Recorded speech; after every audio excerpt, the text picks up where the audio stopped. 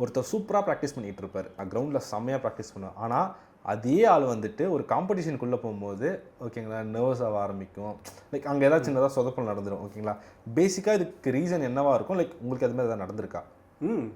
எனக்கு என்ன நடந்திருக்கு? ஃபார் எக்ஸாம்பிள் இப்போ நம்ம ப்ராக்டிஸ் பண்ணும்போது எத்தனை பேர் இருப்பாங்கன்னு நினைக்கிறீங்க? மேபி ஒரு ஃப்ரெண்ட்ஸ் ஒரு 100 பேர் இருப்பாங்கன்னு வச்சுக்கோங்க. நம்ம ஸ்டூடெண்ட்ஸோ இல்லை 15 நம்ம கொலீக்ஸோ இல்லை ஃப்ரெண்ட்ஸ் அப்படி தான் இருப்பாங்க. அதை நம்ம கான்ஷியஸாக இருக்கவே மாட்டோம். இதே நம்ம அவுட் சைடில் இருப்போம், நம்மளோட மென்டல் என்னென்னா கான்ஷியஸ் ஆகிடும். த ஃபியர், மெயினாக ஃபியர் தான். இதுக்கு முன்னாடி இதெல்லாம் யாருமே இல்லை, பட் நியூ பிளேஸ், நம்ம ஒரு கம்ஃபர்ட் ஜோனில் ஒரு பிளேஸில் ப்ராக்டிஸ் பண்ணியிருப்போம். இது இன்னொரு பிளேஸில் இருக்கும். நம்ம பாடி வந்து கான்ஷியஸ் ஆகிடும், இது நம்ம வேறு பிளேஸில் இருக்க, நீ ஏதோ இது பண்ண அப்படின்னு சொல்லிட்டு அதை வந்து நம்ம ப்ராக்டிஸ் பண்ண ஆரம்பிக்கணும்.